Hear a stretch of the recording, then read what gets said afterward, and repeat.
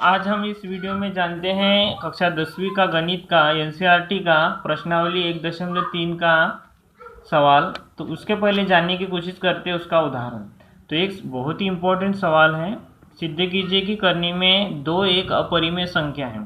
तो यहाँ पर 2 के स्थान पर 3 भी आ सकता है, 5 भी आ सकता है, 7 भी आ सकता है, अभाज्य संख्या। ठीक है, तो सिद्ध कीजिए करनी में 2 एक अपरिमेय संख्या। तो इसके लिए अपन सर्वप्रथम मानेंगे इसका अपोजिट, मानेंगे विरुद्ध मानेंगे। अपरिमेय है तो परिमेय मान लेंगे। तो माना करनी में 2 एक अपरिमेय संख्या, अपरिमेय है यहाँ पर लिखा, तो यहाँ पर क्या मानेंगे परिमेय संख्या। अतः ए और बी दो सहभाज्य पूर्णांक ऐसे लेते हैं कि, तो जैसे करनी में 2 बराबर लिखा अपन ने ए बटे बी, यानी इसके लिए ए बटे बी यानी यह परिमेय संख्या है। परिमेय संख्या किसे कहेंगे, जैसे देखो ए बटे बी जिसमें ऊपर भी अभाज्य संख्या हो नीचे भी अभाज्य संख्या हो। ठीक है, या ए और बी का एचसीएफ एक आना चाहिए। ठीक है, एचसीएफ कितना आना चाहिए, एक। तो इसको परिमेय संख्या कहते हैं। ठीक है, जैसे 1/2 इनका अभाज्य, इनका 1/2, 2/3, तो इसका एलसीएम कितना होता है, तो इसका एचसीएफ कितना है, 1। ए और ए जैसे 2/3, इसका भी एचसीएफ कितना है, 1। ठीक है, अभाज्य संख्या दोनों। तो आप परिमेय संख्या क्या है, एचसीएफ कैसे निकालते हैं, तो इसके लिए आप हमारा पहला वीडियो देखो इसमें। ठीक है, तो आपका क्लियर हो जाएगा। तो करनी में 2 बराबर ए बटे बी, ठीक है, इसके बटे में 1, जहां b is not equal to क्या हो जाएगा, 0। ठीक है, b is not equal to क्या लेंगे, 0। अब इसका तिर्या गुना करेंगे। ठीक है, तो पहले इसका कर लेते हैं। तो करनी में 2b, अब इसका इसके साथ करो तो ये 1 गुना ए, तो ये हो जाएगा। दोनों पक्षों का वर्ग करेंगे, सिंपल है, दोनों पक्षों का वर्ग करने पर। ठीक है, तो वर्ग कर देंगे। ठीक है, यहाँ पर वर्ग से वर्गमूल कटा, यानी यहाँ से कितना बचेगा कि अलग अलग कर देते, एक स्टेप बढ़ा देते। करने में 2 का वर्ग, b का वर्ग और यहाँ पर a का वर्ग से वर्गमूल कटा, कितना बचा, 2।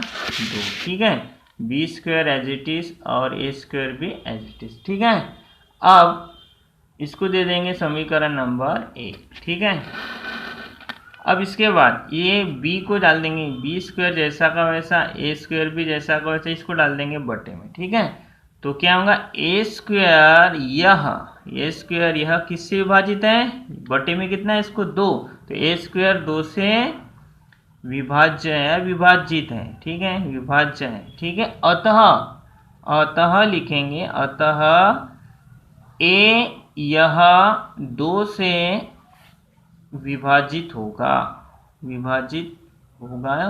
ठीक है, समझ में आया कैसा, जैसे सिंपल मैं इधर उदाहरण देता हूँ। जैसे 9/3 है, तो 3 का वर्ग, 3 1 3, 3 3 9, मतलब कट गया ना रे। उसी तरह अब 3 का वर्ग कितना होता है, 9, 3/3, तो 3 से कट गया ना, तो सेम ऐसा ही इसका भी पकड़ लेना आप। ठीक है, अब ठीक है, अतः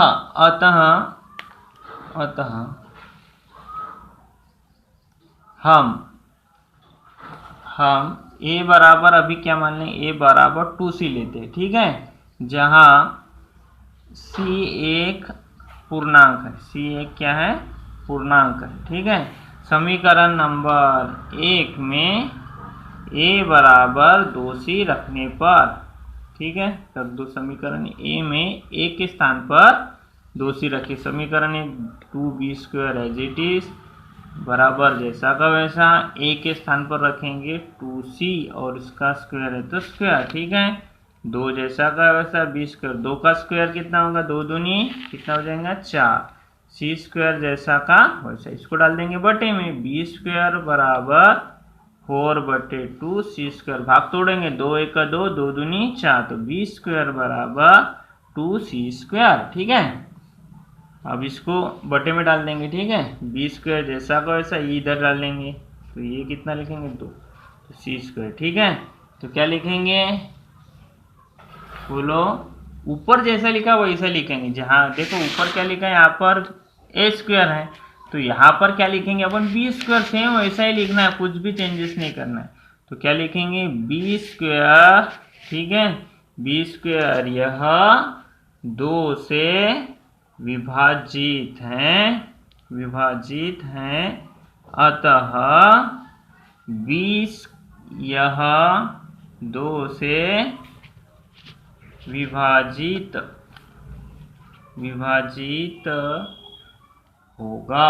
ठीक है, अतः ए और बी का उभयनिष्ठ या कॉमन फैक्टर, उभयनिष्ठ गुणनखंड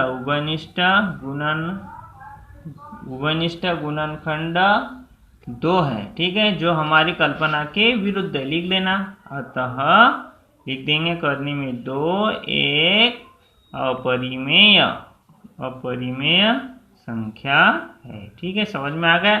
इसी के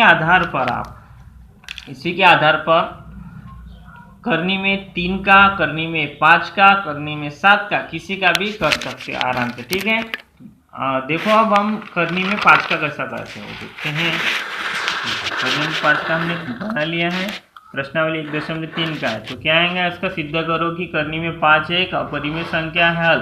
तो करनी में 5 एक परिमेय, उसके अपोज मानेंगे, विरुद्ध मानेंगे। करनी में 5 एक परिमेय संख्या है, तो 5/1 बराबर क्या लिखेंगे, a/b।